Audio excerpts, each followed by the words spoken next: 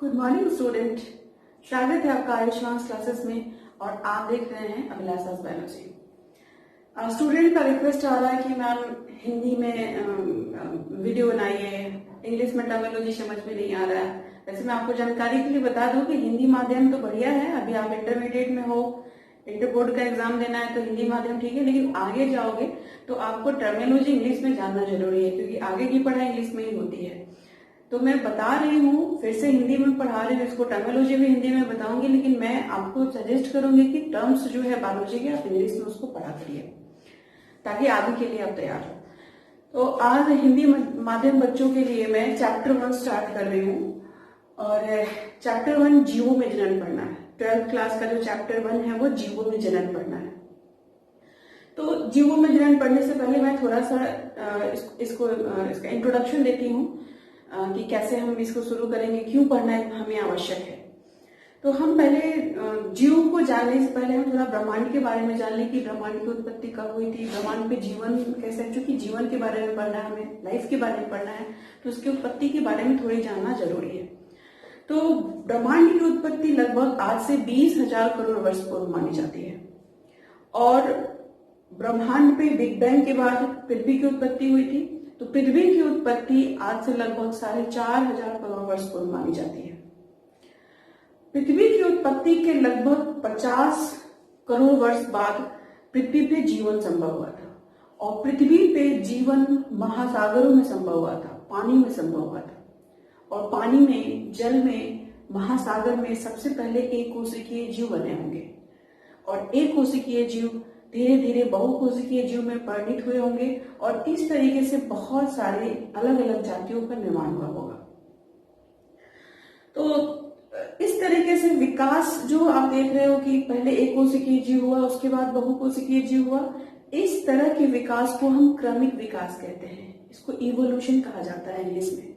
तो क्रमिक विकास का ही रिजल्ट है कि आज पृथ्वी पे इतने वैरायटी, इतनी सारे विभिन्न प्रकार की जातियां उपस्थित है। अब इसको एज अ होल अलग अलग प्रकार की जातियां बनते गई। इनको हम अच्छे से अध्ययन करने के लिए इनको 5 वर्गों में विभाजित किए हैं। जैसे आपने 11th में पढ़ा होगा कि पूरे एनिमल किंगडम को, पूरे लिविंग वर्ल्ड को 5 भागों में विभाजित किया गया है। जो पहला भाग है उसे हम मोनेरा कहते हैं। पहला भाग उसे हम क्या कहते हैं? मोनेरा कहते हैं। दूसरा भाग होता है उसे हम प्रोटिस्टा कहते हैं, प्रोटिस्टा। तीसरा जो भाग है उसे हम फंजाई कहते हैं, हिंदी में इसको कवक कहा जाता है। चौथा जो होता है वो पौधा होता है और 5वां जो होता है वो जंतु होता है। तो इस तरीके से पूरे जीव जगत को विकास के बाद अलग अलग जातियों का विकास होते गया धरती पे। तो अध्ययन की सुविधा के लिए इनको 5 वर्गों में विभाजित किया गया है: मोनेरा, प्रोटिस्टा, कवक, पौधा और जंतु। तो मोनेरा में कौन से जीव आते हैं? तो मोनेरा में एक कोशिकीय, अभी अभी हमने बात की कि सबसे पहले एक कोशिकीय जीवों की उत्पत्ति हुई थी। सबसे पहले कौन से जीव उत्पन्न हुए थे? तो एक कोशिकीय जीव उत्पन्न हुए थे। तो मोनेरा में सिर्फ एक कोशिकीय जीव आते हैं, लेकिन जो एक कोशिकीय जीव आते हैं वो क्या होते हैं? प्रोकैरियोटिक होते हैं। ये क्या होते हैं? प्रोकैरियोटिक। अब आप पूछोगे कि प्रोकैरियोटिक क्या होता है? तो डिस्कस ऑलरेडी हो चुका है ये बात कि ऐसी कोशिका जिसके अंदर उसके जो केंद्रक होते हैं वो अनुपस्थित होते हैं, या ऐसी कोशिका जिसके अंदर केंद्रक झिल्ली अनुपस्थित होती है, जिससे केंद्रक द्रव्य पूरे कोशिका में फैले होते हैं, तो हमें केंद्रक दिखाई नहीं देता है। तो ऐसे कोशिका को हम प्रोकैरियोटिक कोशिका कहते हैं। तो मोनेरा वर्ग में एक कोशिकीय जीव आते हैं और ऐसे कोशिका जिसमें केंद्रक अनुपस्थित हो वो सारे जीव इसमें आते हैं। इसमें हम लोग जीवाणु पढ़ते हैं, साइनोबैक्टीरिया, ब्लू ग्रीन अलगी, ये इन सबको हम मोनेरा कैटेगरी में रखते हैं। दूसरी जो कैटेगरी है वो प्रोटिस्टा है। प्रोटिस्टा में भी एक कोशिकीय जीव नहीं आते हैं, लेकिन ये क्या होते हैं? तो ये यूकैरियोटिक होते हैं। ये क्या होते हैं? यूकैरियोटिक होते हैं। अब ये यूकैरियोटिक क्या होता है? तो ऐसी कोशिका जिसके अंदर केंद्रक उपस्थित होते हैं उसे हम यूकैरियोटिक कहते हैं। इसके एग्जाम्पल में आप लोगों ने अमीबा पढ़ा होगा, अमीबा, पैरामीशियम, पैरामेशियम, यूग्लिना, ये सारे जीवों को आपने पढ़ा होगा। तो ये सारे एकोसिकीय जीव नहीं है, लेकिन ये यूकैरियोटिक होते हैं, इसीलिए इनको अलग वर्ग में रखा गया प्रोटिस्टा। इसके बाद से कवक आते हैं। कवक एकोसिकीय नहीं होते, कुछ कवक एकोसिकीय भी होते हैं, लेकिन जनरली जो कवक होते हैं वो बहुकोशिकीय होते हैं। और ये तो पता ही होगा आपको कि बहुकोशिकीय क्या होते हैं। बहुकोशिकीय जीव ऐसे जीव होते हैं जिनका शरीर एक से अधिक कोशिकाओं से बना होता है। तो कवक क्या होते हैं, बहुकोशिकीय होते हैं। और इसके साथ ही ये यूकैरियोटिक भी होते हैं, बहुकोशिकीय हैं और यूकैरियोटिक भी होते हैं, लेकिन इनका जो मोड ऑफ न्यूट्रिशन, पोषण लेने की जो विधि होती है वो इनसे अलग होती है। पोषण लेने की विधि, मोनेरा जो होते हैं वो फोटोसिंथेटिक भी होते हैं, केमोसिंथेटिक भी होते हैं। प्रोटिस्टन का भी वे ऑफ न्यूट्रिशन अलग होता है। ये अवशोषण करते हैं, ये भोजन को अवशोषण करके खाते हैं, अवशोषण करते हैं, अवशोषित करते हैं। इसके साथ ये मृतजीवी भी होते हैं, सड़े गले जीवों से अपना पोषण ग्रहण करते हैं। इसके बाद से जो चौथी कैटेगरी में हमने इस बात को विभाजित किया, इसमें से पौधे आते हैं। पौधे भी क्या होते हैं, बहुकोशिकीय होते हैं, यूकैरियोटिक भी होते हैं, लेकिन ये प्रकाश संश्लेषी होते हैं।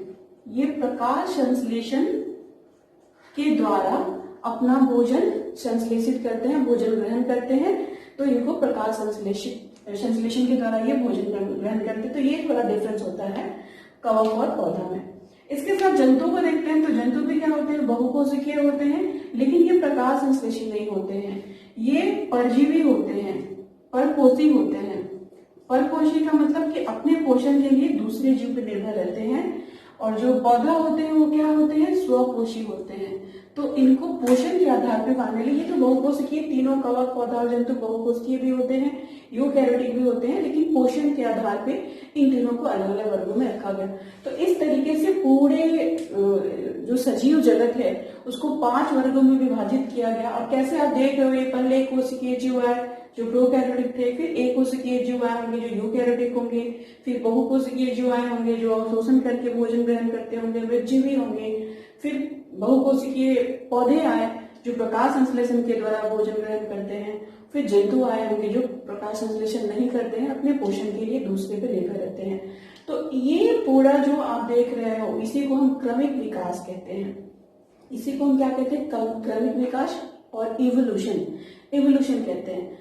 ये सब जो 5 वर्ग है ये एक दूसरे से अलग है, लेकिन कुछ सिमिलैरिटीज, कुछ समानता है लोगों में। समानता क्या है, तो समानता ये है कि ये 5 वर्ग के जो जीव है वो उनका शरीर कोशिकाओं से बना है। उनका शरीर किससे बना है, कोशिकाओं से बना है। और जब ये इनका शरीर कोशिकाओं से बना है तो कोशिकाओं को कार्य करने के लिए ऊर्जा की आवश्यकता होती है, तो सभी को ऊर्जा की भी आवश्यकता होती है। ऊर्जा के लिए ही ये पोषण ग्रहण करते हैं, ऊर्जा को प्राप्त करने के लिए ये पोषण का कार्य करते हैं। इसके अलावा इनके में सभी में बाह्य उद्दीपन होता है, इसको स्टिमुलस हम कहते हैं। तो ये रेस्पॉन्स करते हैं स्टिमुलस को, मतलब बाह्य उद्दीपन के प्रति अपनी अनुक्रिया व्यक्त करते हैं। इसके साथ ही ये सभी श्वसन करते हैं, ये सभी पाचन दिखाते हैं। ये सारे सजीवों के गुण एक साथ ही परफॉर्म करते हैं। ये अलग अलग होते हुए भी ये कुछ समानता इनमें पाई जाती है। और सबसे बड़ी समानता ये है कि ये मरने से पहले, है ना, मरना भी एक, डेथ जो है वो भी एक लिविंग ऑर्गेनिज्म का एक कैरेक्टरिस्टिक माना जाता है, सजीवों का एक गुण है। ठीक है, वृद्धि करना, मरना, ये सब, मृत्यु भी, डेथ भी सजीवों का गुण माना जाता है। लेकिन मृत्यु से पहले एक बहुत बड़ा काम ये करते हैं, जनन की क्रिया करते हैं, ताकि अपनी जैसी संतति का विकास कर सके, ताकि उनकी जाति जो है इस धरती पे बनी रहे। जनन के द्वारा ही आज भी जीवाणुओं की जाति हमारी धरती पे है। जनन के द्वारा ही आज अमीबा की जाति, पैरामीशियम की जाति, यूग्लिना की जाति, सबकी जातियां हमारी धरती पे आज बनी हुई हैं। तो जनन बहुत ही एक महत्वपूर्ण गुण है, बहुत ही एक आवश्यक गुण है सजीवों का। और हमें इस चैप्टर में इसी प्रक्रिया को, जनन की प्रक्रिया को समझना है। तो जनन क्या है, जनन वह विधि है जिसके द्वारा जीव अपने जैसी संतति की उत्पत्ति करती हैं, ताकि उनकी जाति इस धरती पे बनी रहे। तो ये हुआ। उसके बाद तो मृत्यु हो जाती है सभी की, मृत्यु भी एक शाश्वत सत्य है। जो जन्म लिया है उसे तो मरना ही है। इसके बाद बाद हम दूसरा टॉपिक इसमें का पढ़ते हैं। ये तो इंट्रोडक्शन था, थोड़ा मैंने इंट्रोडक्शन दिया कि आखिर कौन सी ऐसी प्रक्रिया है जिसके द्वारा जीव इस धरती पे आज भी मेंटेन है और हर अलग अलग वैरायटी के जीव हमारे धरती पे पाए जाते हैं। दूसरा जो टॉपिक आपको पढ़ना है वो जीवन काल पढ़ना है कि जीवन काल क्या है। जीवन काल, इसको इंग्लिश में हम लोग कहते हैं लाइफ स्पैन। लाइफ स्पैन क्या होता है? तो अभी अभी हमने बात किया कि सजीवों का जन्म होता है और सजीवों की मृत्यु भी होती है। तो जीवन काल क्या है? जन्म से प्राकृतिक मृत्यु के बीच की अवधि, जन्म से प्राकृतिक मृत्यु के बीच का जो काल होता है, जो अवधि होती है, उसी को हम जीवन काल कहते हैं, है ना। अलग अलग जीवों का जीवन काल अलग अलग होता है। सबसे बड़ी चीज है कि इतनी डाइवर्सिटी है, विभिन्नता है हमारे धरती पे, अलग अलग प्रकार के जीव, कोई छोटा जीव पाया जाता है, कोई बड़ा जीव पाया जाता है, लेकिन जीवों के जो आकार है शरीर का, उनके शरीर के आकार से इस जीवन अवधि का कोई संबंध नहीं है। ऐसा नहीं है कि चूहा छोटा है तो कम दिन जीता है और कोई बड़ा है तो ज्यादा दिन जीता है, उसके साइज से उसके जीवन अवधि का कोई रिलेशन नहीं होता है। और जैसे कि कुछ जीवों की जीवन अवधि के बारे में हम डिस्कस करेंगे यहाँ पे। एनसीईआरटी के बुक में जितनी भी जीवन अवधि दी हुई है उसको अच्छे से आप याद कर लोगे, एमसीक्यूज में पूछे जाते हैं, आपके बोर्ड के एग्जाम में वहां से आते हैं।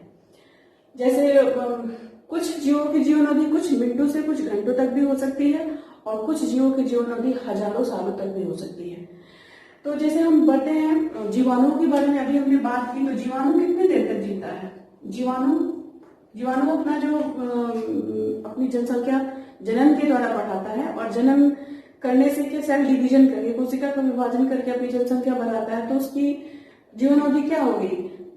कोशिका विभाजन तक ही होती है, नई कोशिका बन गई तो उसका जीवन समाप्त। तो जीवाणु की जीवन अवधि लगभग 45 मिनट की होती है, लगभग 45 मिनट, आधे घंटे से 1 घंटे तक उसको बोलते हैं। इसी तरीके से आपकी मे फ्लाई होती है, तो मे फ्लाई की जीवन अवधि कितने दिन तक होती है? मे फ्लाई की जीवन अवधि सिर्फ 1 दिन, 24 घंटा, इसको बोलते हैं 24 घंटा, या आप 1 दिन कह सकते हो, 1 दिन होती है। तो मे फ्लाई बस 1 दिन जीती है। इसके अलावा हाउस फ्लाई के बारे में हम जान लेते हैं, जो मक्खी, घरेलू मक्खी होती है, इसको बोल सकते हैं हम घरेलू मक्खी। घरेलू मक्खी जो होती है वो 6 महीने तक जीती है। इनका जीवन अवधि कितना होता है? 6 महीना होता है। इसके साथ गेहूं, जौ, जो सीजनल है पौधे, गेहूं पौधा है, इसका भी तो जीवन अवधि होता है ना, गेहूं, जौ, धान, ये सब कितने, इसकी जीवन अवधि कितनी होती है? तो इसकी भी जीवन अवधि 5 से 6 महीना मैक्सिमम, 5 से एक सीजन में ये लोग बोए जाते हैं और फिर काट लिए जाते हैं। तो सीजनल प्लांट्स है, जीवन अवधि खत्म हो जाती है, तो इनके भी जीवन अवधि जो 5 से 6 महीना मैक्सिमम होते हैं। चूहा की बात हमने की थी, तो चूहा की जीवन अवधि कितने दिन होती है? 4 वर्ष होती है। इसके अलावा कछुआ देख लो, कछुआ कितने दिन तक जीता है? तो भाई ये 250 से 300 साल तक जी सकता है, 250 से 300 वर्ष तक ये जी सकता है। भाई इतना शुद्ध खाना खाता है तो जिएगा ही। कछुआ 250 से 300। मनुष्य, मानव की जीवन अवधि औसत मानी जाती है 100 वर्ष, लेकिन आजकल तो कम हो गई है, तो 100 वर्ष में लिखूं, कम क्यों लिखूं, ज्यादा जिएंगे हम लोग, ठीक है। तो इस तरीके से अलग अलग। इसके अलावा आप एक चीज देखोगे कि पौधों की जो जीवन अवधि होती है वो जंतुओं की जीवन अवधि से ज्यादा होती है। तो पौधों में आपने देखा कि गेहूं, जौ, धान भी है जो 5 से 6 महीने तक होते हैं। पौधों की कैटेगरी हम देखें तो पौधे 3 कैटेगरी के होते हैं। एक होते हैं जो वार्षिक होते हैं, दूसरे होते हैं द्विवार्षिक होते हैं, और एक पौधे जो होते हैं वो बहुवर्षीय होते हैं, बहुवर्षीय। तो वार्षिक पौधे जो होते हैं वो 1 साल में उनकी जीवन अवधि होती है। द्विवर्षीय पौधों की जीवन अवधि 2 वर्ष तक होती है, 2 सीजन तक होती है। और बहुवर्षीय जो पौधे होते हैं वो बहुत सालों तक जीते हैं। तो बहुवर्षीय पौधों में कुछ पौधों की मैं जीवन अवधि आपको बता रही हूँ, जैसे कि पीपल वृक्ष है। पीपल वृक्ष की जीवन अवधि कितनी होती है? तो पीपल वृक्ष की जीवन अवधि लगभग 2000 से 3000 साल होती है। लगभग 2000 से 3000 साल तक पीपल वृक्ष जीवित रहता है। इसके अलावा सिकोया वृक्ष होता है, सबसे लंबा वृक्ष। सिकोया ट्री जिसको बोलते हैं सबसे लंबा वृक्ष है इसकी जीवन अवधि कितनी होती है? तो इसकी जीवन अवधि लगभग 3000 से 4000 साल होती है। देखो कितना दिन तक जीते हैं पौधे, 3000 से 4000 वर्ष तक जीता है। इसके अलावा एक लाड़िया वृक्ष होता है जो कि कैलिफोर्निया में पाया जाता है। कुछ कुछ किताबों में डिस्कस है, कुछ किताबों में डिस्कस नहीं है, बट ये है लाड़िया वृक्ष कैलिफोर्निया में पाया जाता है। इसकी जीवन अवधि लगभग 11300 साल मानी जाती है, 11300 साल। तो इस तरीके से अलग अलग जीवों की जीवन अवधि, जीवन काल अलग अलग होता है। और पहले ही मैंने बात कर लिया है कि जीवन अवधि का संबंध जीवों के शरीर के आकार से नहीं होता है। मृत्यु जो होती है जीवन की सच्चाई है, जीवन की जीवित जो सजीव होते हैं उनका एक गुण भी होता है। तो मृत्यु के कारण जठारों की संख्या कम होती है, लेकिन जनन प्रजनन ऐसी क्रिया है जिसके द्वारा जुधारी अपनी जाति को, अपनी जातियों की संख्या को मेंटेन रखते हैं। और जीवों की उत्पत्ति जीवों से होती है, प्रजनन क्रिया से ही आप समझिए। अब चलिए मेन टॉपिक हम पढ़ते हैं कि प्रजनन क्या होता है। अब हम लोग जो मेन टॉपिक है इस चैप्टर का उस पर आते हैं कि प्रजनन क्या होता है, जनन। ठीक है, तो नेक्स्ट टॉपिक हमारा जनन है। तो जनन क्या, अभी मैंने डिस्कस किया था आपसे कि जनन क्या होता है। तो जीवों की वह क्षमता जिसे जीव अपने ही जैसे संतानों की उत्पत्ति करता है ताकि उनकी जाति इस धरती पर बनी रहे, तो इस प्रक्रिया को हम जनन कहते हैं। जनन बेसिकली जनन जो है वो प्रजनन अवस्था में ही कोई जीव करता है। तो जीवों की अवस्थाओं के बारे में थोड़ा सा हम बात कर ले। यहाँ पे जीव की जीवन की अवस्थाएं कितनी होती है? तो सजीवों की जीवन की 3 अवस्थाएं होती हैं। जीवन अवस्था, जीवन अवस्था के बारे में हम थोड़ा यहाँ बात कर लें। जीवन अवस्था क्या होती है? फेजेस ऑफ लाइफ इसको कहा जाता है। तो सजीवों के जीवन में 3 अवस्थाएं आती है। पहला जो अवस्था होता है उसे हम किशोरावस्था कहते हैं, हिंदी में इसको किशोरावस्था कहा जाता है, या इसको इंग्लिश में जुवेनाइल फेज कहा जाता है, जुवेनाइल फेज। दूसरा जो अवस्था होता है उसे प्रजनक अवस्था कहा जाता है, प्रजनक अवस्था, या इसको रिप्रोडक्टिव फेज कहा जाता है इंग्लिश में, रिप्रोडक्टिव फेज। तीसरा जो चरण होता है उसे हम बुढ़ापा कहते हैं, हिंदी में तो उसको हम बुढ़ापा कहते हैं, इंग्लिश में उसे हम सेनिसेंस कहते हैं, सेनिसेंस या एजिंग भी कहा जाता है इसको। तो इस तरीके से एक सजीव के जीवन की 3 अवस्थाएं होती हैं। पहला किशोर चरण, दूसरा प्रजनक चरण और तीसरा बुढ़ापा, जुवेनाइल फेज, रिप्रोडक्टिव फेज और सेनिसेंस। तो जुवेनाइल फेज में क्या होता है? बच्चे का बर्थ होता है, कोई भी सजीव होता है उसका बर्थ होता है, वो जन्म लेता है और फिर उसमें वृद्धि होती है। और प्रजनन अवस्था तक, जब तक कि वो प्रजनन अवस्था को प्राप्त नहीं कर लेता उसके पहले तक की अवस्था को हम किशोर चरण कहते हैं।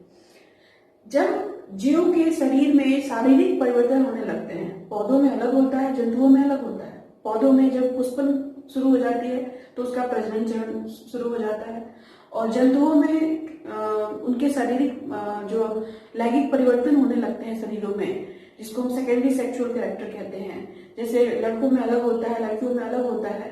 तो इस तरीके से वो सेकेंडरी सेक्सुअल कैरेक्टर या शारीरिक परिवर्तन शुरू हो जाते हैं, उस अवस्था को हम प्रजनन अवस्था कहते हैं।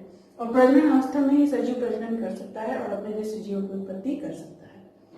और जब प्रजनन अवस्था समाप्त होता है तो सेनिसेंस या बुढ़ापा की शुरुआत होती है, जिसमें कोशिकाओं में मेटाबॉलिकली कोशिकाएं जो होती है वो कमजोर हो जाती हैं, विभाजन की क्षमता कम हो जाती है और धीरे धीरे धीरे धीरे जो सजीव है वो बूढ़ा होने लगता है और फिर उसकी मृत्यु हो जाती है। तो इस तरीके से हम देख रहे हैं यहाँ पे कि प्रजनन अवस्था में ही सजीव प्रजनन की क्रिया करता है और अपनी जैसी संतति का विकास करता है, जिससे उसकी जाति इस धरती पे बनी रहे। अब हम देखते हैं कि ये जो जनन है, ये जो प्रजनन है, वो कितने प्रकार से हो सकते हैं।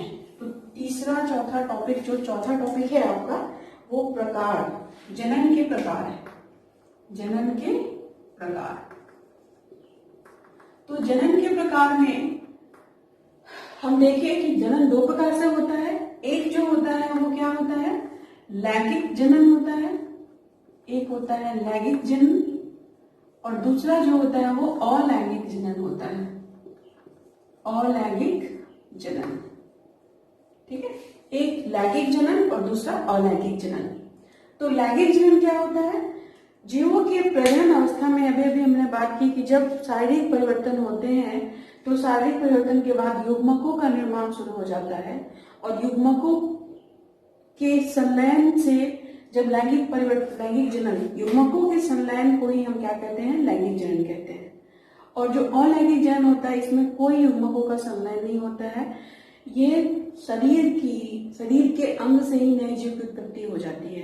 ये शरीर की जो वेजिटेटिव सेल होते हैं उसी से कायिक कोशिका, जिसको हम बोलते हैं हिंदी में, कायिक कोशिकाओं से ही नई जीव की उत्पत्ति हो जाती है, तो उसे हम अलैंगिक जनन कहते हैं। तो चलिए एक एक करके देखते हैं, डीपली से आपको पढ़ना है अलैंगिक जनन और लैंगिक जनन के बारे में। तो सबसे पहले हम पढ़ते हैं अलैंगिक जनन को, कि अलैंगिक जनन क्या होता है, अलैंगिक जनन किसे कहते हैं और ये कितने प्रकार के होते हैं। तो अलैंगिक जनन क्या है? जनन का वो प्रकार जिसमें एक ही जनक द्वारा संतान उत्पन्न किए जाते हैं। इसमें दो जनन कोशिकाओं की आवश्यकता नहीं होती है, क्योंकि जनन कोशिकाओं का संलयन नहीं होता है। और सबसे बड़ी चीज है कि इस विधि के द्वारा जो जीव उत्पन्न किए जाते हैं उसे हम क्लोन कहते हैं। क्वेश्चन पूछा जाता है कि क्लोन क्यों कहते हैं? क्योंकि इन कोशिकाओं से जो कायिक कोशिकाएं होती हैं उन्हीं से नए जीव की उत्पत्ति होती है। तो जो नया शरीर बनता है, नया जीव बनता है, वो अनुवांशिक रूप से भी और जो शारीरिक होता है, देखने में भी, है ना, मॉर्फोलॉजिकली और जेनेटिकली भी दोनों तरीके से अपने पेरेंट्स के समान होता है, अपने माता पिता के समान होता है। तो इसीलिए जो उत्पन्न संतानें होती है उसे हम क्लोन कहते हैं। Carbon copy of their parent होते हैं, अपने पेरेंट के समान ही होते हैं। तो इस तरीके से कोई विविधता नहीं पाई जाती, कोई विभिन्नता नहीं पाई जाती है, कोई वेरिएशन नहीं पाया जाता है, डिट्टो होते हैं अपने पेरेंट्स की तरह। अब हम देखते हैं कि अलैंगिक जनन कितने प्रकार से हो सकते हैं। तो अलैंगिक जनन को हम यहाँ पे एक मैं डेटा दूंगी आपको, जिससे आपको पता चलेगा कि अलैंगिक जनन कितने प्रकार के होते हैं। अलैंगिक जनन, ये आउटलाइन है, एक एक करके फिर हमें पढ़ना है। अलैंगिक जनन, अलैंगिक जनन बेसिकली हम यहाँ देखते हैं, सबसे पहला होता है जिसको हम विखंडन कहते हैं। हिंदी में इसको हम क्या कहते हैं? विखंडन। दूसरा जो होता है उसको हम अपखंडन कहते हैं, अपखंडन। तीसरा जो होता है उसको हम कहते हैं मुकुलन, मुकुलन। चौथा जो होता है उसे हम कहते हैं पुनर्जनन, पुनर्जनन। पांचवा जो होता है उसे हम कहते हैं विजाणु जनन, विजाणु जनन। और छठा जो होता है उसे हम कहते हैं कायिक, कायिक जनन। वेजिटेटिव प्रोपागेशन इसको कहा जाता है, इसको हम लोग कायिक प्रवर्धन कहते हैं हिंदी में, कायिक प्रवर्धन, कायिक प्रवर्धन। तो इस तरीके से अलैंगिक जनन लगभग 6 प्रकार के होते हैं, विखंडन, अपखंडन, मुकुलन, पुनर्जनन, विजाणु जनन और कायिक प्रवर्धन। चलिए यहीं पे मैं इसके टाइप्स को भी मैं डिस्कस कर देती हूँ आपको। विखंडन हम पढ़ेंगे तो विखंडन 2 प्रकार से पढ़ेंगे। एक होता है द्विविखंडन, एक होता है द्विविखंडन, दूसरा होता है बहुविखंडन। एक होता है द्विविखंडन, दूसरा क्या होता है? बहुविखंडन। अपखंडन का कोई प्रकार नहीं होता है। मुकुलन भी हम यहाँ पे 2 प्रकार से पढ़ेंगे। मुकुलन 2 प्रकार से होता है, एक एक्सटर्नल एक्सोजीनस बडिंग, इसको इंग्लिश में बडिंग कहा जाता है, एक्सोजीनस बडिंग, और एक एंडोजीनस बडिंग। तो हिंदी में इसको कहा जाता है बहिर्जात मुकुलन, बहिर्जात और अंतर्जात, बहिर्जात और अंतर्जात। बहिर्जात को हिंदी में एक्सोजीनस, अंतर्जात को इंग्लिश में एंडोजीनस। पुनर्जनन भी आप इसमें ऐसे कोई टाइप कहीं रिटर्न दिया नहीं है, बट सुविधा के लिए से हम कंप्लीट और इनकम्प्लीट, पूर्ण और अपूर्ण, पहला अपूर्ण पुनर्जनन पढ़ते हैं और फिर एक पूर्ण पुनर्जनन भी हम इसमें पढ़ेंगे। उसके बाद से बीजाणु जनन पढ़ेंगे और कायिक प्रवर्धन। कायिक प्रवर्धन में क्या पढ़ेंगे? कायिक प्रवर्धन कायिक अंगों से होता है। कायिक प्रवर्धन भी यहाँ पे हम पढ़ेंगे 2 प्रकार से, एक प्राकृतिक पढ़ेंगे जो खुद से हो जाता है, प्राकृतिक कायिक प्रवर्धन, और दूसरा कायिक प्रवर्धन हम पढ़ेंगे जिसे हम आर्टिफिशियल कहते हैं, हिंदी में इसे हम कहते हैं कृत्रिम, कृत्रिम कायिक प्रवर्धन। ठीक है, एक प्राकृतिक होता है, कृत्रिम होता है। प्राकृतिक क्या होगा? तो प्राकृतिक कायिक प्रवर्धन वो कायिक प्रवर्धन होंगे जो अपने प्राकृतिक अंगों से ही नए जीवों, नए पौधों की उत्पत्ति कर देते हैं। कायिक प्रवर्धन जनरली पौधों में होता है। तो प्राकृतिक के अंग कौन कौन से हैं? तो जड़ है, तना है और पत्तियां हैं, पत्ता है। जड़ के द्वारा भी कायिक प्रवर्धन किया जाता है, तनों के द्वारा भी किया जाता है और पत्तों के द्वारा भी किया जाता है। ऐसे ही कृत्रिम कायिक प्रवर्धन भी किया जाता है। तो कृत्रिम कायिक प्रवर्धन कैसे होता है?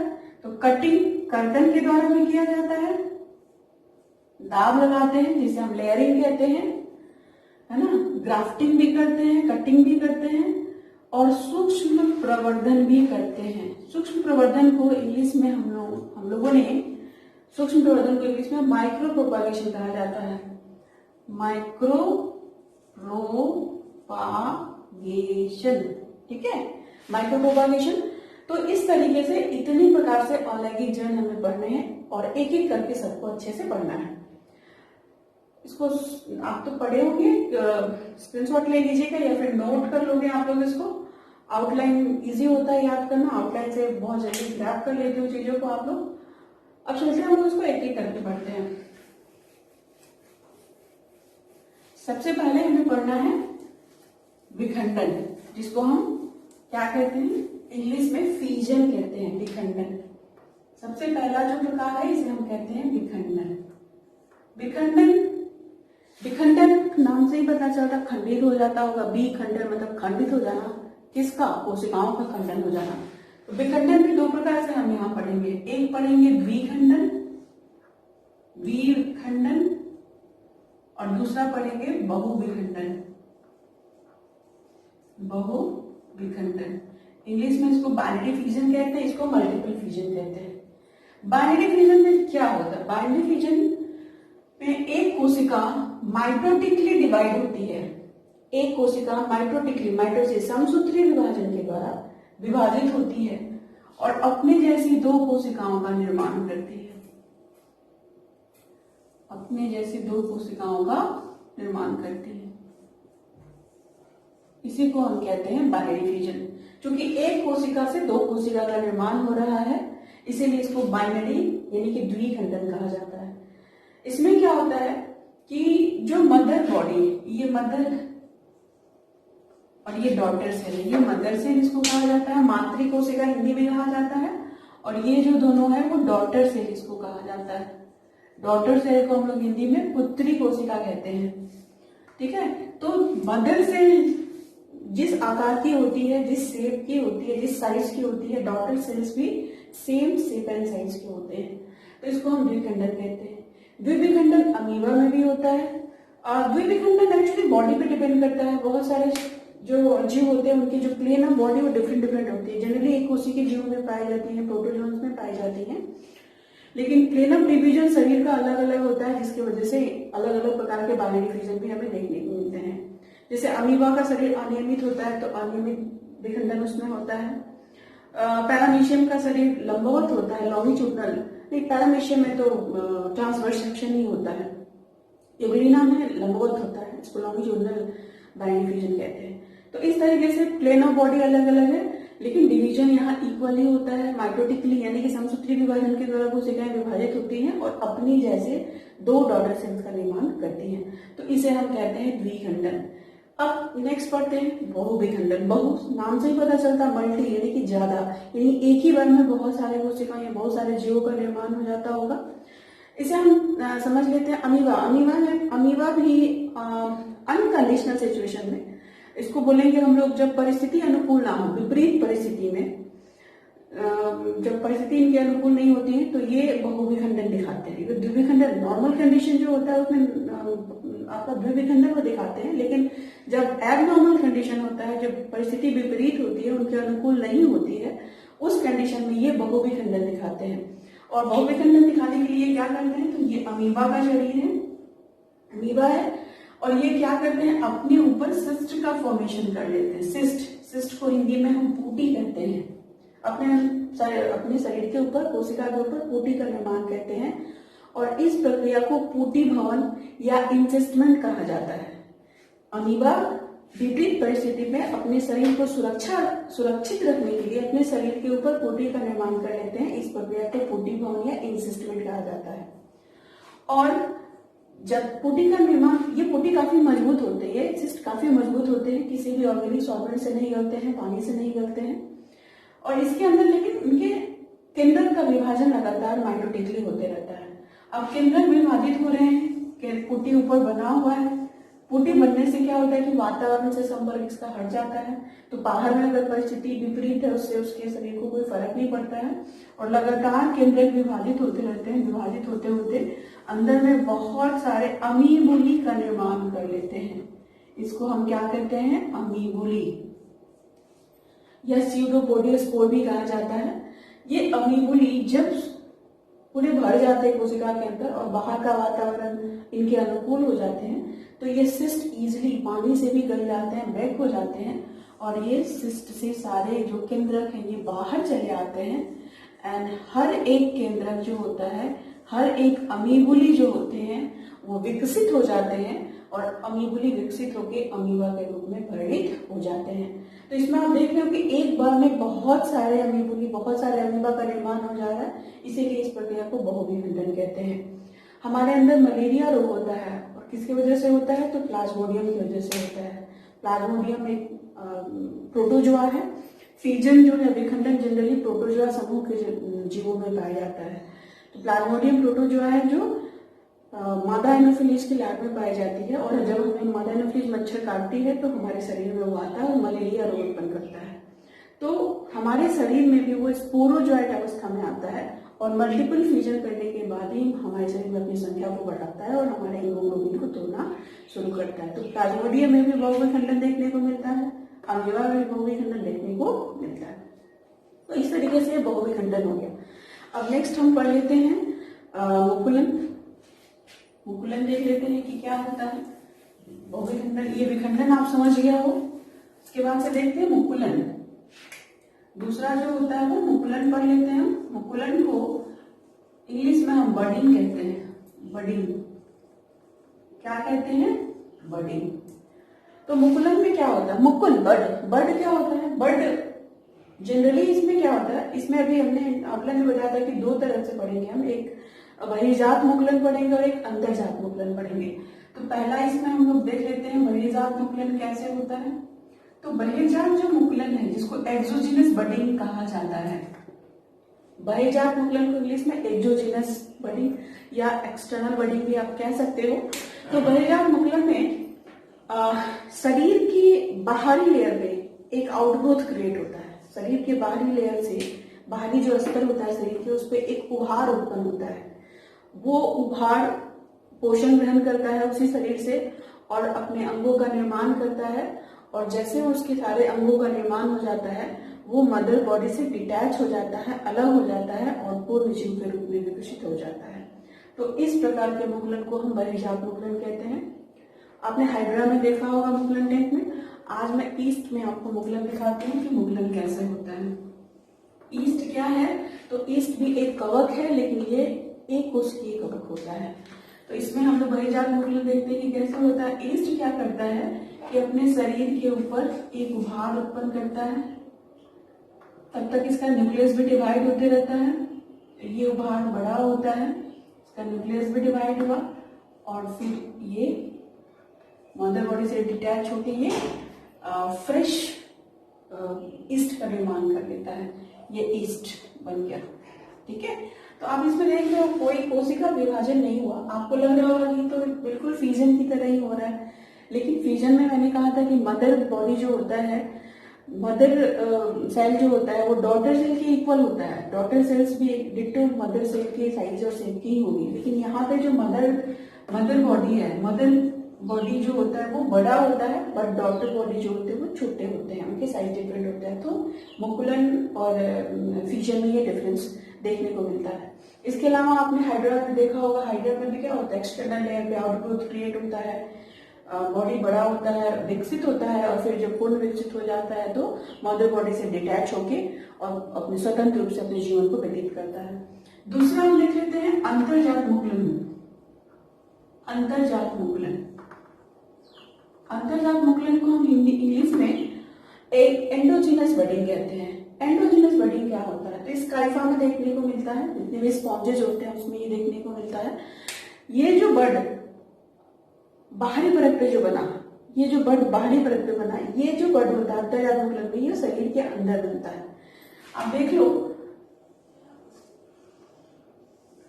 काइफा है ये, इसके ऊपर स्पिक्यूल्स होते हैं और इसके अंदर बहुत सारे archaeocyte cell, choanocyte cell, sorry choanocyte cell बनते हैं और ये इनको जेम्यूल कहा जाता है।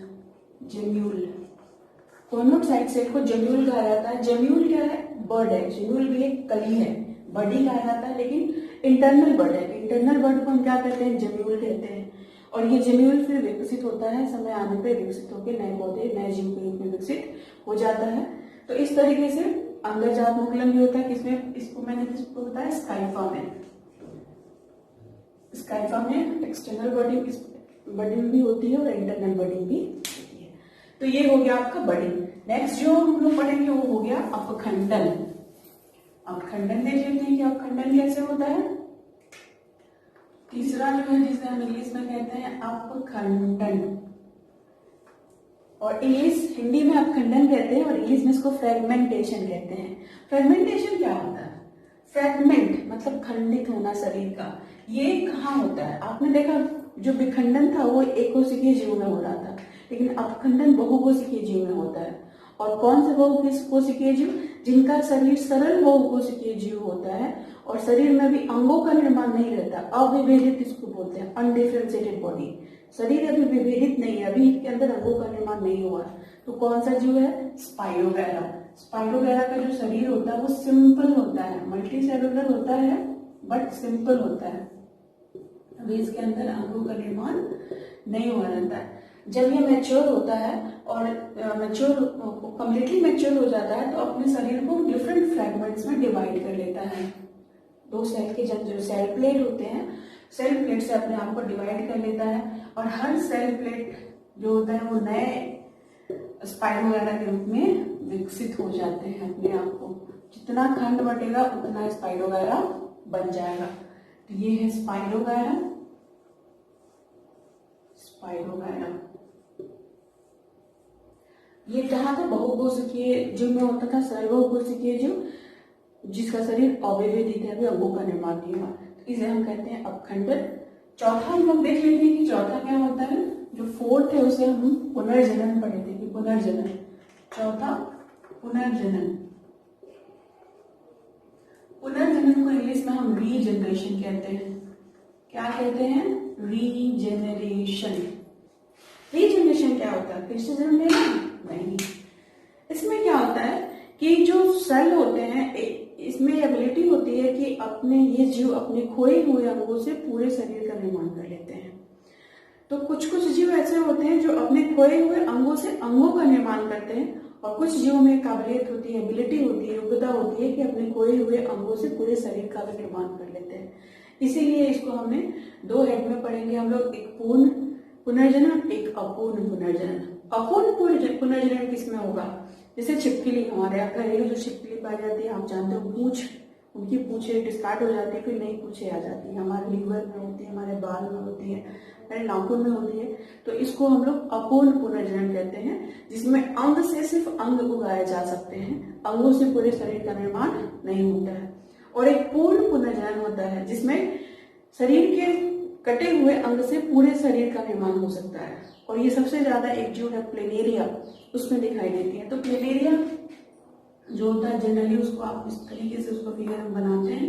अगर इसको आप 3 हेड में काट दोगे तो जिस हेड में इसके न्यूक्लियस है वहां से नए शरीर का निर्माण हो जाएगा। ये बाहर का हेड है तो इसके अंदर आर्टिफिशियल देखो नए शरीर का निर्माण हो रहा है। बीच का भाग है तो इससे बाकी का शरीर का निर्माण हो जाएगा, बाकी शरीर का भी निर्माण हो जाएगा। और ये देखो ये नीचे का भाग बचा है तो इससे भी बाकी शरीर का निर्माण हो जाएगा। तो इस तरीके से अगर एक प्लेनेरिया के अगर 10 खंड बांटे जाते हैं और हर खंड में केंद्रक उपस्थित है तो 10 प्लेनेरिया उत्पन्न हो सकते हैं। सबसे ज्यादा जो पुनर्जनन की घटना प्लेनेरिया में देखने को मिलती है, और पूर्ण पुनर्जनन को, इसको कंप्लीट रीजनरेशन हम कहते हैं, कंप्लीट रीजनरेशन। और कंप्लीट रीजनरेशन को हम क्या कहते हैं? मॉर्फोलैक्सिस। क्या कहते हैं? मॉर्फोलैक्सिस। कंप्लीट रीजनरेशन को क्या कहते हैं? मॉर्फोलैक्सिस। और ये किसमें सबसे ज्यादा देखने को मिलता है? तो प्लेनेरिया में। मॉर्फोलैक्सिस किसमें देखने को मिलता है? प्लानेरिया। प्लानेरिया क्या है? तो एक फ्लैट फॉर्म है। तो इस तरीके से पुनर्जनन की क्रिया कंप्लीट होती है। नेक्स्ट हम लोग पढ़ते हैं स्पोर फॉर्मेशन, जिसको हम लोग हिंदी में बीजाणु जनन कहते हैं। पांचवा है बीजाणु जनन। बीजाणु जनन पांचवा देख लो, बीजाणु जनन। इसको इंग्लिश में हम लोग स्पोरुलेशन कहते हैं। क्या कहते हैं? स्पोरुलेशन। स्पोरुलेशन जनरली उन जीवों में होता है, ये भी स्पोर का फॉर्मेशन अनकंडीशनल सिचुएशन में, मतलब विपरीत परिस्थिति में ही होती है। जब जीव के जीने के लिए उचित वातावरण ना हो, उस कंडीशन में होता है पुनर्जनन। जैसे कि बहुत सारे फंगस है, वो विपरीत परिस्थिति में अपने शरीर के ऊपर एक विशेष रचना का निर्माण करते हैं, जिसे हम बीजाणुधानी कहते हैं। अपने शरीर के ऊपर एक विशेष रचना का निर्माण करते हैं, जिसे हम क्या कहते हैं? बीजाणुधानी। इसको हम क्या कहते हैं? बीजाणुधानी। और ये जो बीजाणुधानी है, इसके अंदर बहुत सारे बीजाणु का निर्माण ये कोशिका विभाजन के द्वारा करते रहते हैं। इसके अंदर क्या है? तो बीजाणु है। और ये बीजाणुधानी बहुत मजबूत लेयर होता है, बहुत मजबूत परत होती है। इसके अंदर बीजाणु सुरक्षित रहते हैं, और अनुकूल वातावरण आने पे बीजाणुधानी टूट जाती है, और सारे बीजाणु क्या होते हैं? स्वतंत्र हो जाते हैं, और ये वायु, जल इत्यादि के द्वारा अलग अलग जगह पे जाते हैं, और फिर अंकुरित होकर नए जीव के रूप में परिवर्तित हो जाते हैं। इसमें मैंने आपको बताया भी था प्रायोगिक क्लास में, आप लोग बीजाणु भी अलग अलग प्रकार के होते हैं। कुछ बीजाणु, जैसे मैं यहाँ पे कुछ के नाम लिखती हूँ, एक चल बीजाणु होते हैं, चल बीजाणु उनको कहा जाता है। कुछ चल बीजाणु होते हैं, कुछ अचल बीजाणु होते हैं, अचल बीजाणु होते हैं, है ना। कोनिडिया वाले भी होते हैं, कोनिडिया के द्वारा भी इनका कोनिडिया भी होता है, ठीक है। एकाइनेट्स भी होते हैं, बहुत प्रकार के होते हैं, लेकिन बेसिकली ये इंपॉर्टेंट है। चल बीजाणु कैसे बीजाणु होंगे? ऐसे बीजाणु जिसके अंदर फ्लैजिला हो, जो फ्लैजिला जो चल सकते हैं, जो मूव कर सकते हैं, जो गति कर सकते हैं। तो गति कैसे करेंगे? जब उनके अंदर फ्लैजिला होगा। तो फ्लैजिला वाले बीजाणु को हम चल बीजाणु कहते हैं। जिनके अंदर फ्लैजिला नहीं होगा उसको अचल बीजाणु कहते हैं। इंग्लिश में इसको प्लानोस्पोर कहा जाता है। कोनिडिया होते हैं, एकाइनेट्स होते हैं, हिप्नोस्पोर्स भी होते हैं। अलग अलग प्रकार के बीजाणु अलग अलग जीवों में पाए जाते हैं। ये हो गया आपका बीजाणु जनन। अब इसका लास्ट टॉपिक है अलैंगिक जनन का, जिसे हम कहते हैं कायिक प्रवर्धन, वेजिटेटिव प्रोपागेशन। तो उसे भी हम देखेंगे फटाफट। जो छठा प्रकार है और ये अंतिम प्रकार है, जिसे हम कहते हैं कायिक प्रवर्धन।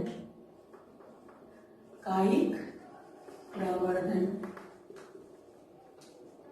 कायिक प्रवर्धन को हम कहते हैं वेजिटेटिव प्रोपागेशन, वेजिटेटिव प्रोपागेशन। देखिए बार बार मैं बोलती हूँ कि हिंदी में पढ़िए, लेकिन इसके टर्म्स जो है वो इंग्लिश में ज्यादा प्रैक्टिस करिए, कि आगे चल के आपको फायदेमंद होगा। कायिक प्रवर्धन, जिसको इंग्लिश में क्या कहते हैं? वेजिटेटिव प्रोपागेशन कहते हैं। आउटलाइन देते समय मैंने आपको बताया था कि वेजिटेटिव प्रोपागेशन को हम दो हेड में पढ़ेंगे, एक प्राकृतिक और एक कृत्रिम। तो पहले हम देख लेते हैं कि प्राकृतिक कैसे होता है। प्राकृतिक कायिक प्रवर्धन कैसे होता है? प्राकृतिक कायिक प्रवर्धन, प्राकृतिक कायिक प्रवर्धन प्राकृतिक अंगों से होता है। जो कायिक प्रवर्धन है वो सिर्फ पौधों में पाया जाता है, और पौधों के जब कायिक अंग, जो प्राकृतिक कायिक अंग होते हैं, उनसे नए पौधों की जब उत्पत्ति होती है, उसे हम प्राकृतिक कायिक प्रवर्धन कहते हैं। तो पौधों के कायिक अंग कौन कौन से हैं? तो जड़ है, तना है, और क्या है? पत्ता है। तो सबसे पहले हम देख लेते हैं कि जड़ों के द्वारा कायिक प्रवर्धन कैसे होता है। तो जड़ द्वारा, जड़ों द्वारा, ठीक है। तो अब हमें यहाँ पे देखना पड़ेगा कि जड़ कितने प्रकार के होते हैं, कितने प्रकार के जड़ होते हैं। सॉरी, जलों के द्वारा हम देखेंगे इसमें जड़ जो है, जलों के द्वारा भी कायिक प्रवर्धन होता है। जैसे आपने शकरकंद देखी है, शकरकंद जो होता है उसके अंदर क्या होता है, छोटे छोटे एडवेंटिटियस बर्ड पाए जाते हैं और इससे भी नए पौधे की उत्पत्ति हो जाती है। इसे हम जलों के द्वारा कायिक प्रवर्धन कहते हैं। इसके द्वारा पत्तों के द्वारा भी कायिक प्रवर्धन होता है। पत्तों के द्वारा कायिक प्रवर्धन एक्चुअली बहुत कम देखने को मिलता है, बहुत कम पौधों में।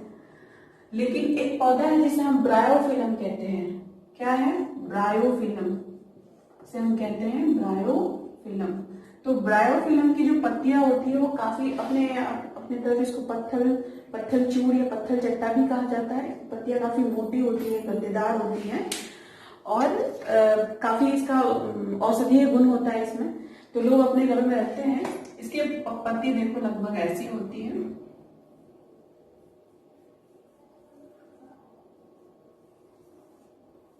और ये जब पत्तियां जब इसकी परिपक्व हो जाती हैं, पुरानी हो जाती हैं, तो ये पत्तियों की जो बाहर के एज है, बाहर के भाग में छोटे छोटे प्लेटलेट्स बर्ड, जो प्लांटलेट्स इसको कहा जाता है, छोटे छोटे बर्ड यहाँ पे बंच की तरह ये आ जाते हैं और ये पत्तियां यहाँ से गिर के फिर नए पौधों के रूप में ये विकसित हो जाते हैं। तो ब्रायोफिलम में हमें पत्तों के द्वारा कायिक प्रवर्धन देखने को मिलता है। इसको बोलते हैं हम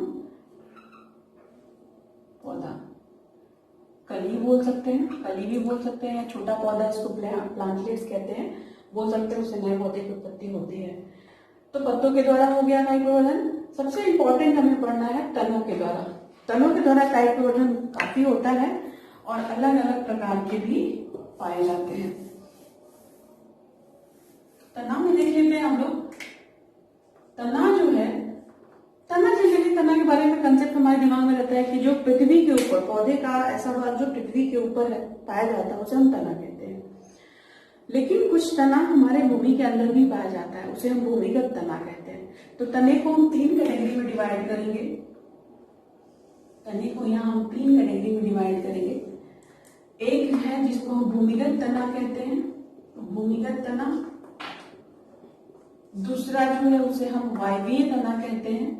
सॉरी, पहला अर्धवायवीय तना है, अर्धवायवीय तना।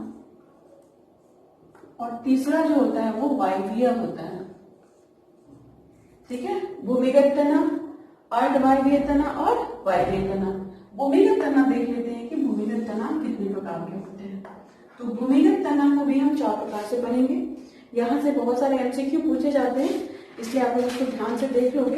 भूमिगत तना जो होता है, तने का वो भाग जो भूमि के अंदर पाया जाता है उसे हम भूमिगत तना कहते हैं। ये भी 4 प्रकार के होते हैं। जैसे पहला जो प्रकार, इसको राइजोम कहा जाता है। दूसरा जो है उसको ट्यूबर कहा जाता है, राइजोम, ट्यूबर, कॉर्न और बल्ब। ये 4 प्रकार के भूमिगत तना पाए जाते हैं। राइजोम कैसे पौधे होते हैं? राइजोम ऐसे पौधे होते हैं जो जिनके जो भूमिगत तना क्या होता है, जिनके अंदर ऐसा तना जो भूमि के अंदर अपने फूड को स्टोर करते हैं उसे भूमिगत तना कहते हैं। और ये हमेशा धरती के हॉरिजॉन्टली पाया जाता है। जैसे आप अदरक देखे होंगे, आप हल्दी देखे होंगे, तो अदरक और हल्दी जमीन के हॉरिजॉन्टली ऐसे व्यवस्थित होते हैं और पौधा ऊपर लॉन्जिट्यूडनली आते हैं। तो इस प्रकार के पौधे को हम राइजोम कहते हैं। इसके अंदर हम अदरक,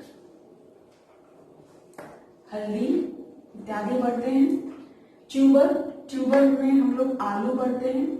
आलू भी भूमिगत तना है, आलू जड़ नहीं है, आलू भी भूमिगत तना है। बहुत सारे बच्चे गलती कर देते हैं ये, लेकिन आलू क्या है? भूमिगत तना है। और किस प्रकार का भूमिगत तना है? तो ट्यूबर है। इस बार अदरक हल्दी, यहाँ से एक एमसीक्यू हमेशा पूछा जाता है कि अदरक क्या है? तो अदरक भी भूमिगत तना है। और कौन सा है? तो राइजोम है। इसी तरीके से कॉर्न आते हैं। कॉर्न में हम लोग अरबी पढ़ते हैं, केला पढ़ते हैं। केला, अरबी, ये सब कॉर्न है।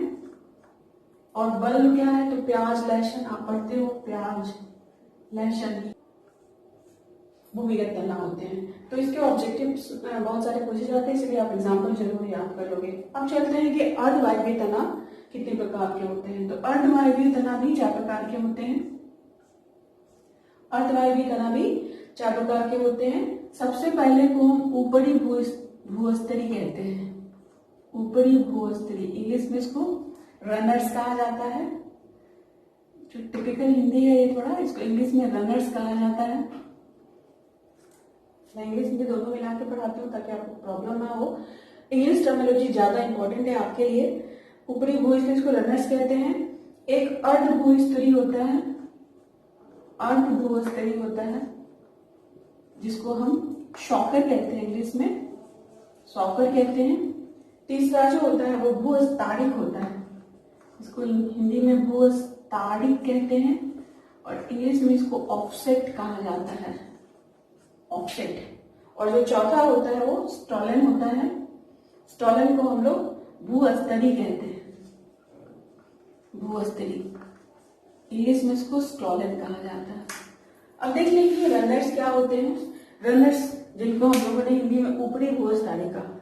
ऊपरी भूस्तरी ऐसे होते हैं, अर्धवायवीय तना पहले समझ लो कि होता क्या है। तो तने का कुछ भाग जमीन के अंदर होगा और तने का कुछ भाग जमीन के ऊपर होगा, उसको हम अर्धवायवीय तना कहते हैं। घास देखते हो ना, दूब घास, दूब घास आप देखते हो, कुछ पार्ट उसका जड़ मिट्टी के अंदर रहता है, जड़ वगैरह, या कुछ तने का भाग मिट्टी से सटा रहता है, कुछ भाग ऊपर रहता है, तो वो अर्धवायवीय तना है। और वो कौन सा तना है, तो रनर्स है ना। इसी तरीके से अर्धभूस्तरी है, शॉकर होता है। शॉकर में आप देखते हो कि पुदीना, गुलदाउदी, ये सब शॉकर में आता है। भूस्तरी जिसको ऑफसेट कहते हो। ऑफसेट में जनरली जलीय पौधे आते हैं। जलीय पौधे में आप जलकुंभी देखते हो। जलकुंभी को हम लोग बंगाल का आतंक भी कहते हैं। क्यों कहते हैं, क्योंकि सबसे जल्दी वो ऑफसेट जो भूस्तरी पौधे होते हैं, ऑफसेट जो अर्धवायवीय तना है, वो सबसे जल्दी वेजिटेटिव प्रोपागेशन यानी कि कार्य प्रवर्धन करने की क्षमता उनमें होती है। तो बहुत जल्दी जल के ऊपर ये फैल जाते हैं, जिसकी वजह से जलीय जीवों को खतरा हो जाता है, ऑक्सीजन की कमी हो जाती है, जिससे उनकी मृत्यु हो जाती है। इसीलिए जो जलकुंभी होती है उसको हम बंगाल का आतंक भी, टेरर ऑफ बंगाल भी कहते हैं। चौथा जो है स्टॉलन कहते हैं, इसको हिंदी में भूस्तरी कहते हैं। इसमें आपका स्ट्रॉबेरी, बेलिस्नेरिया, ये सब चीजें, ये सब आते हैं। तो एग्जाम्पल के साथ आप नाम जरूर याद कर लोगे। और जमीन के ऊपर जो वायु में तने का भाग पाया जाता है उसे हम वायवीय तना कहते हैं। तो वायवीय तना जनरली हम लोग आर्टिफिशियल वेजिटेटिव प्रोपागेशन यानी कि कृत्रिम जो कायिक प्रवर्धन है उसमें इनका इस्तेमाल हम ज्यादा करते हैं और नए पौधों की उत्पत्ति करते हैं। तो हम देख लें कि कृत्रिम कायिक प्रवर्धन कैसे होता है। इसको आप नोट कर लोगे ठीक से या फिर स्क्रीनशॉट ले लोगे। ये तो नेचुरल हमने कर लिया, अब कृत्रिम कर लेते हैं हम। कृत्रिम कैसे होगा, कृत्रिम क्या होता है, अपना आर्टिफिशियल का मतलब समझा, जो मानव के द्वारा किया जाता है उसे हम कृत्रिम कहते हैं या आर्टिफिशियल कहते हैं। तो कृत्रिम कायिक प्रवर्धन, कृत्रिम में क्या होगा, वायवीय तना का जब हम इस्तेमाल अपने तरीके से करते हैं और उससे नए पौधों की उत्पत्ति करते हैं तो उसे हम कृत्रिम तना, कृत्रिम कायिक प्रवर्धन कहते हैं। इसमें सबसे पहला जो हम देखते हैं वो इसको कहते हैं कटिंग, इसको कर्तन लगाना कहते हैं, कटिंग भी कहते हैं, कर्तन लगाना, या इंग्लिश में इसको कहा जाता है कटिंग। कटिंग में हम क्या करते हैं, तो पौधे के तने को काट देते हैं और काट के फिर उसको हम क्या करते हैं, लगा देते, छोटे छोटे पौधे के वायवीय तना को छोटे छोटे टुकड़ों में विभाजित करते हैं और फिर उसे प्लांट कर देते हैं। हर तने के भाग में छोटे छोटे बर्ड्स होने चाहिए, है ना, ताकि वहां से फिर वो विकसित हो सके। तो इस प्रक्रिया को हम, अपने गुलाब का पौधा लगाया होगा तो उसे हम कटिंग कहते हैं, कर्तन लगाना कहते हैं। दूसरा जो होता है उसको दाब लगाना कहते हैं, दाब लगाना, या फिर उसको लेयरिंग भी कहा जाता है। तो आप जनरली देखे होंगे कुछ पौधे में बहुत सारे पत्तियां होती है, जैसे मेहंदी में ही हम लोगों ने ना पौधा में भी ऐसा किया है बहुत बार। तो उसकी एक डाल को हम नीचे दबा देते हैं मिट्टी के नीचे और कुछ दिनों में देखते हैं कि वहां से रूट्स आ जाते हैं, फिर यहाँ से नए नए प्लांट आ जाते हैं और इस प्लांट को हम दूसरी जगह लगा देते हैं। तो इस प्रक्रिया को हम दाब लगाना कहते हैं। तो दाब लगाना ये जमीन के अंदर भी होता है और एरियल भी होता है, तना, उसको घुट्टी कहते हैं। घुट्टी भी घुट्टी में भी दाब लगता है। जैसे बहुत मोटे पौधे होते हैं जिनको हम खींच के मिट्टी के नीचे नहीं दबा सकते हैं, तो वहां पे हम क्या करते हैं, रुई का लेयर लगा देते हैं, उस पर पानी डालते हैं, कुछ दिनों में देखते हैं कि वहां से छोटे पौधे उग जाते हैं, फिर उसको वहां से हम ट्रांसप्लांट कर देते हैं। तो खूंटी के द्वारा भी दाब लगाया जाता है मोटे तनों में, और जो पतले तने होते हैं उनको हम मिट्टी के नीचे लगा के लेयरिंग कर सकते हैं। सेव में, नाशपाती में, चमेली में दाग लगा के हम नए पौधों की उत्पत्ति कर सकते हैं। इसके अलावा ग्राफ्टिंग होती है। ग्राफ्टिंग को हम पैबंद लगाना भी कहते हैं। ग्राफ्टिंग को हम हिंदी में पैबंद लगाना भी कहते हैं। तो ग्राफ्टिंग में क्या करते हो? ग्राफ्टिंग में आप पौधा लेते हो जिसमें कि गुलाब के पौधों में आप क्या देखते हो? दूसरी वैरायटी का तना, दूसरी वैरायटी का जड़ लेके फिर उसको हम लोग पैक कर देते हैं और लगा देते हैं। इसी को ग्राफ्टिंग कहते हैं। तो उसमें जो जड़ वाला पार्ट होता है वो अलग होता है और फिर जो तने वाला पार्ट होता है वो अलग होता है। जड़ वाले पार्ट को हम स्टॉक कहते हैं और तने वाले पार्ट को हम श्लोन कहते हैं। और फिर दोनों को हम लोग अच्छे से पैक कर देते हैं ताकि उसके वेसल्स एक दूसरे से मिल सके और फिर नए पौधे के रूप में विकसित हो जाता है। तो इसे हम पैबंद लगाना कहते हैं। और बहुत तरीके से और भी हम कृत्रिम काई प्रवर्धन करते हैं, लेकिन एक काई प्रवर्धन है जिसे हम लैब में करते हैं। तो हम खुले में करते हैं, गार्डन में भी कर सकते हैं, लेकिन एक हम लैब में करते हैं, प्रयोगशाला में करते हैं, जिसे हम सूक्ष्म प्रवर्धन कहते हैं। वो काफी इंपॉर्टेंट है और शॉर्ट नोट्स में भी आपसे पूछा जाता है, ऑब्जेक्टिव भी वहां से आता है। इसको हम कहते हैं सूक्ष्म प्रवर्धन। सूक्ष्म प्रवर्धन, इसको इंग्लिश में माइक्रो प्रोपागेशन कहा जाता है। माइक्रो प्रोपागेशन या इसको टिश्यू कल्चर भी हम लोग कहते हैं। तो इसमें क्या होता है, इसको समझ लीजिए कि लैब में होता क्या, टोटली लैब मैनुअल है। ये लैब में इसको हम लोग प्रैक्टिकल भी कर सकते हैं और ये बहुत सॉफ्ट मेथड है। गार्डनिंग करने के लिए हमें बहुत ज्यादा समय लगता है। आर्टिफिशियल जो हमने कटिंग, लेयरिंग, ग्राफ्टिंग की उसमें समय लगता है और जगह भी चाहिए बहुत नए पौधे को उगाने के लिए। लेकिन इसमें हम छोटे से टिश्यू से बहुत सारे हजारों की संख्या में नए पौधे को उगा सकते हैं। इसमें हम क्या करते हैं, सबसे पहले गाजर पे में आपको जनरली गाजर पे ही समझाया जाता है। तो गाजर के पौधों का हम लोग गाजर के पौधों से छोटा सा टिश्यू निकाल लेते हैं और लैब में इसे एक पॉट में संवर्धन माध्यम तैयार करते हैं। संवर्धन माध्यम को बोलते हैं हम लोग कल्चर्ड मीडियम, जिसमें कि संवर्धन माध्यम में सारे न्यूट्रिएंट उपस्थित होते हैं जो पौधे को चाहिए ग्रो करने के लिए। उसमें इस टिश्यू को हम रख देते हैं। कुछ दिनों में देखते हैं कि इस टिश्यू में बहुत सारे टिश्यू जो ग्रोथ लेके, न्यूट्रिशन को लेके और अपनी संख्या में वृद्धि कर लेता है। तो इस फॉर्म को हम क्या कहते हैं, यहाँ पे फिर दूसरे पॉट में लगते हैं। इसके ऊपर बहुत सारे टिश्यूज ग्रो कर रहे थे, इसे हम कैलस कहते हैं। टिश्यू जब ग्रो कर जाता है, बंच ऑफ टिश्यूज बन जाते हैं, तो इसको हम कैलस कहते हैं। और फिर कैलस को और भी न्यूट्रिटिव माध्यम की आवश्यकता होती है, तो इसमें और भी हार्मोन हम मिला देते हैं जिसे हम ग्रोथ हार्मोन कहते हैं। इसके बाद हम देखते हैं कि इसमें छोटे छोटे रूट्स भी निकलने शुरू हो जाते हैं, छोटे छोटे लीव्स भी आने शुरू हो जाते हैं। तो फिर इसे हम क्या करते हैं कि और भी बड़े पॉट में रख देते हैं, वहां पे माध्यम तैयार करते हैं, संवर्धित माध्यम हार्मोन के साथ और भी न्यूट्रिएंट इसमें मिलाते हैं और फिर इसको रख लेते हैं। धीरे धीरे हम इसमें देखते हैं कि छोटे छोटे रूट्स आ जाते हैं और फिर बंच आ जाते हैं बहुत सारे। फिर इसको बहुत अच्छे से हम धीरे धीरे एक एक टिश्यू को रूट के साथ में निकालते हैं और टेस्ट ट्यूब में इसको प्लांट कर देते हैं। जितना हो सके उतना टेस्ट ट्यूब तैयार करते हैं और उसमें संवर्धन माध्यम डालते हैं और फिर उसमें हम उसको प्लांट कर देते हैं एक एक करके रूट के साथ में। कुछ दिनों में हम देखते हैं कि रूट्स और स्टीम और छोटे छोटे लीव्स भी इसमें, मतलब कि जो टेस्ट ट्यूब के अंदर छोटे प्लांटलेट्स बन गए रहते हैं। और इस तरीके से जब ये मैच्योर हो जाते हैं, लीव्स आ जाते हैं, स्टीम आ जाती है, रूट्स आ जाती हैं, तो इसे हम खुले वातावरण में लगा देते हैं। तो इस तरीके से छोटे से टिश्यू से हजारों की संख्या में गाजर के छोटे पौधे प्राप्त हो जाते हैं। इसी प्रक्रिया को हम माइक्रो प्रोपागेशन कहते हैं। जब ये तो अलैंगिक जनन ही है, लेकिन जब ये अलैंगिक जनन पौधों में होता है और सूक्ष्म प्रवर्धन के माध्यम से जब हम इसे तैयार करते हैं, तो इस तरह के पौधों को हम सोमा क्लोन कहते हैं। शुरू में ही मैंने बताया था कि अलैंगिक जनन से उत्पन्न जो संतति होती है, जो संतानें होती है, उसे हम क्लोन कहते हैं। लेकिन जब ये लैब में करवाया जाता है, जब प्रयोगशाला में इस तरीके के पौधे तैयार किए जाते हैं, तो इसको हम सोमा क्लोन कहते हैं। तो इस तरह से अलैंगिक जनन पूर्ण रूप से समाप्त हुआ। इसको आप लोग अच्छे से पढ़ लोगे और हिंदी में था, बिल्कुल कोई दिक्कत नहीं हुआ होगा आपको। कोई कमेंट है तो कमेंट करिए, कोई सजेशन देना है तो सजेशन दीजिए। साउंड की प्रॉब्लम बार बार आ रही है तो मैं बोल रही हूँ, माइक नहीं है अभी फिलहाल लॉकडाउन की वजह से, तो ईयरफोन लगा के सुनोगे तो सुनाई देगा। और कोई प्रॉब्लम है तो कमेंट करो, अच्छा लगे तो शेयर कर देना, सब्सक्राइब कर देना तब तक के लिए बाय।